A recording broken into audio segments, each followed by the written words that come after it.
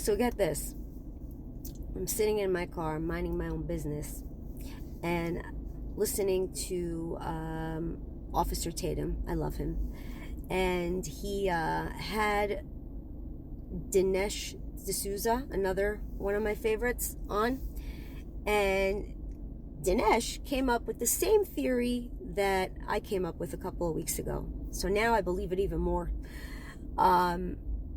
What I think is happening with Tucker Carlson is, and Candace and Margorie, and all the ones that are against the Christian Zionists.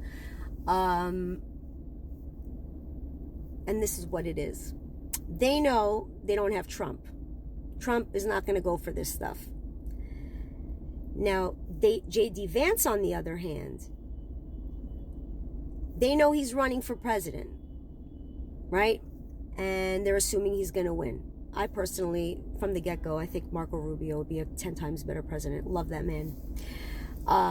Just his demeanor and just his aura is very positive. JD, something about him has always bothered me, and I couldn't point my finger on it, but now I can. Anyway, Buckley Carson, who is Tucker Carlson's son, he works for JD Vance. I'm not sure what his position is. I thought I did know, but I forgot. That's how much I care. But anyway, so I think that Tucker Carlson is banking on the fact that JD Vance is going to win. And JD Vance is going to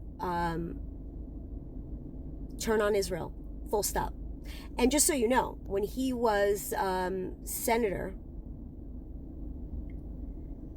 he always voted against anything that had to do with Israel. Always. So that's a red flag. That's a red flag. He too used to hate Trump, remember? And all of a sudden he likes him. And Tucker Carlson and JD Vance have been friends for a really, really long time. He actually owes his winning to Tucker. So, listen, Candace and Tucker love starting conspiracies all the time. So I think this is all planned out. I really do. Because again, Marco Rubio was going to be Donald Trump's choice for vice president. And who called him? Who called the president? Mr. Tucker Carlson, and talked him out of picking Marco Rubio. And instead, he told him that he can't choose a neocon. He's got to go with JD Vance. That is the plan. That is what I think. And Candace joined in on this, and Margorie, and mind you, remember like Tucker and Margorie especially, if you saw every single rally that the president had, that woman was always front and center. And she just turned like that, just like that. I mean, when you love someone that much and you believe in MAGA so much, you don't just turn on them. I mean, she was on The View. Who goes on The View? Those women are so stupid.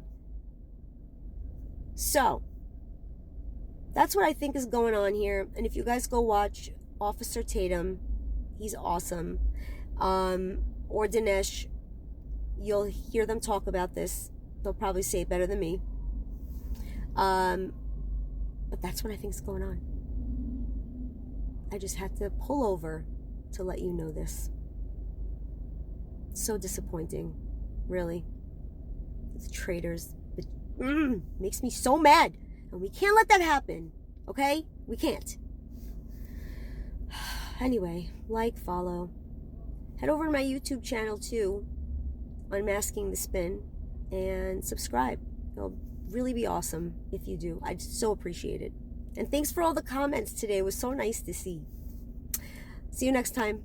Bye. Wait, sorry, I forgot to mention one more part of the story.